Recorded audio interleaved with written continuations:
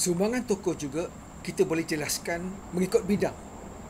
Okay? Kita catatkan. Kita perlu buat macam saya kata tadi. Ini adalah contoh buku catatan. Jadi, bila kita mencatatkan, kita boleh catatkan sumbangan tokoh mengikut bidang. Contoh, bidang politik. Dari segi penglibatan, pencapaian, anugerah yang dicapai, contoh. Kita boleh lihat juga sumbangan tokoh dalam bidang ekonomi. Penglibatannya dalam bidang ekonomi. Bidang apa?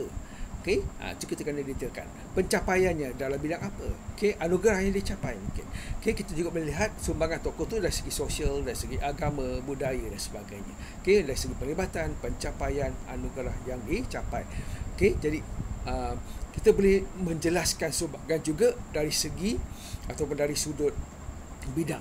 Sama ada bidang politik, bidang ekonomi ataupun bidang sosial ataupun budaya, agama, pendidikan dan sebagainya. Kemudian kita detailkan berdasarkan kepada penglibatan, pencapaian dan juga anugerah yang diperolehi oleh tokoh tersebut. Orang kita nampak sumbangannya dalam bidang-bidang tertentu yang kita kaji. Jadi kita boleh detailkan dan kita boleh huraikan dengan lebih baik. Jadi semua ini kita perlu kumpulkan bahan-bahan tersebut dan kita catatkan dalam buku catatan.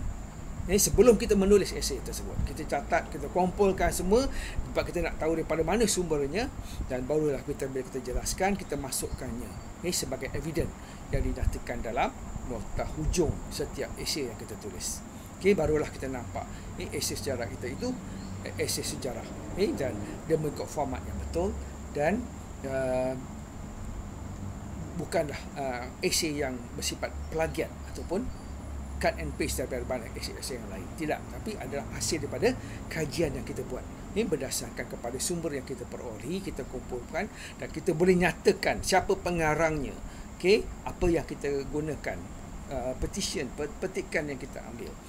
Muka surat berapa, halaman mana, siapa penerbitnya, tahun dan sebagainya. Semua itu kita nyatakan ataupun daripada orang sumber, daripada siapa sehingga kita temu bual dan sebagainya. Dari sumber-sumber pertama yang kita ambil. Semua itu boleh kita nyatakan berdasarkan apa yang kita tulis. Bila kita persoalan tentang sumbangan, sama ada kita menulis sumbangan itu mengikut kawasan kajian ataupun kita mengikut bidang yang nak kita kaji tokoh tersebut.